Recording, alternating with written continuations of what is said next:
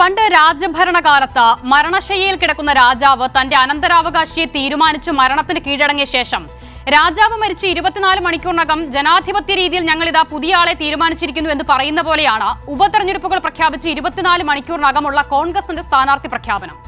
അച്ഛനു പകരം മകൻ, ഭർത്താവിന് പകരം ഭാര്യ, അങ്ങനെ നീളുന്നു പട്ടിക. നിലമ്പൂരിൽ പക്ഷേ ആ അതിവൈകാരികതയും 3.5 പതിറ്റാണ്ടിന്റെ ലെഗസിയും വോട്ടാകില്ല എന്ന് തിരിച്ചറിഞ്ഞാകണം പാതിരാത്രിയിൽ ഒരു സർജിക്കൽ സ്ട്രൈക്ക് കൂടി വേണ്ടി വന്നത്. തന്നെ വിശ്വസിക്കാൻ കൊള്ളാത്തവനെന്ന് അധിക്ഷേപിക്കുന്ന കമ്മ്യൂണിസ്റ്റുകാരോട് ഹൃദയം തകർന്ന് ചില ചോദ്യങ്ങൾ ചോദിച്ചിട്ടുണ്ട്.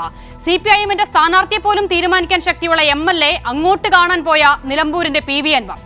ചോദ്യങ്ങൾ ഇങ്ങനെയാണ്: കെ സുധാകരൻ രഹസ്യമായി എന്നെ വന്ന് കണ്ടത് ഞാൻ ആരോടെങ്കിലും ഇതുവരെ പറഞ്ഞിട്ടുണ്ടോ? പാലക്കാട് തെരഞ്ഞെടുപ്പിലും രാഹുൽ മാങ്കൂട്ടത്തിൽ ഇതുപോലെ രഹസ്യമായി വന്ന് കണ്ട് വോട്ടും സഹായവും അഭ്യർത്ഥിച്ചിരുന്നു. അത് ഞാൻ ആരോടെങ്കിലും ഇതുവരെ പറഞ്ഞിട്ടുണ്ടോ? അങ്ങനെ പല കോൺഗ്രസ് നേതാക്കൾ രഹസ്യമായി അങ്ങോട്ട് പോയി കണ്ടിട്ടും അത് ആരോടും പറയാത്ത PV അൻവറിനെ ഇനിയും എന്തിനാണ് സഖാക്കളെ നിങ്ങളിങ്ങനെ വിശ്വസിക്കാൻ കൊള്ളാത്തവനെന്ന് അധിക്ഷേപിക്കുന്നത്?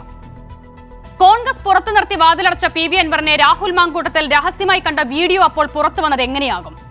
യൂത്ത് കോൺഗ്രസ് തെരഞ്ഞെടുപ്പിൽ സിനിമാ നടൻ അജിത്ത് വോട്ട് ചെയ്തു എന്ന ചോദ്യം പോലെ രാഹുൽ അൻവർ കൂടിക്കാഴ്ചയുടെ വീഡിയോ ആര് പുറത്തുവിട്ടു എന്നതും ഉത്തരമില്ലാത്ത സമസ്യയായി തുടരട്ടെ. പക്ഷേ PV അൻവറിനെ കാണാൻ പോയപ്പോൾ ആ കാറിലിരുന്നെങ്കിലും രാഹുൽ മാങ്കൂട്ടത്തിൽ OLX ഒന്ന് നോക്കിയിരുന്നുവെങ്കിൽ UDF മെമ്പർഷിപ്പുള്ള BJP സ്ഥാനാർത്ഥി എന്ന നാണക്കേടെങ്കിലും ഒഴിവാക്കാമായിരുന്നു.